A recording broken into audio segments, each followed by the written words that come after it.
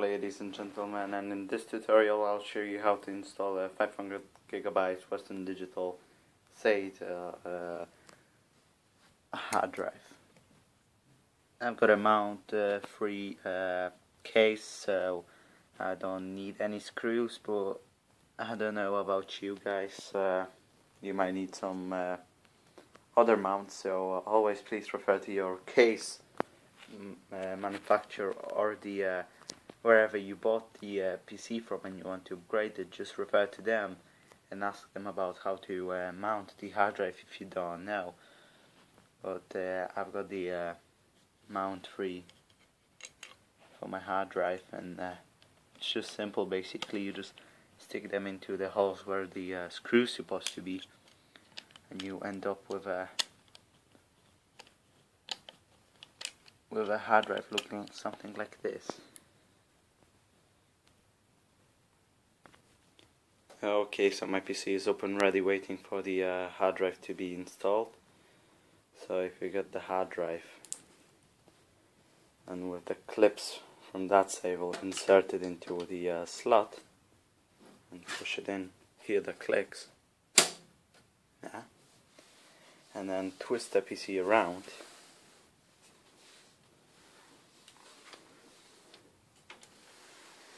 And place it slowly onto its front.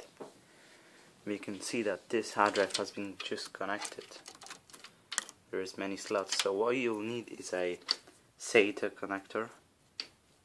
It will look like this, and just a normal, no, not this one, just a normal power connection for your hard drive. So this power connection will go to the first slot available on your hard drive.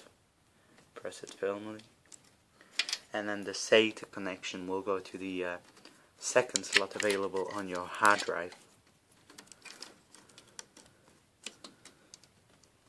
And press it firmly again, so it's all in. And that's the hard drive mounted for you.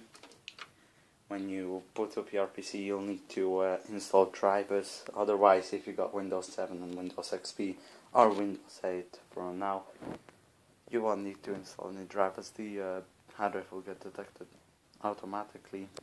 You might play about in a BIOS menu to change the settings of this, but this is for advanced users only.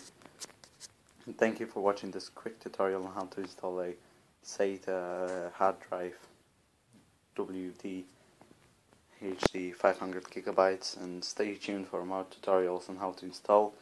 And of course your external hard drives will come in the form of something like this,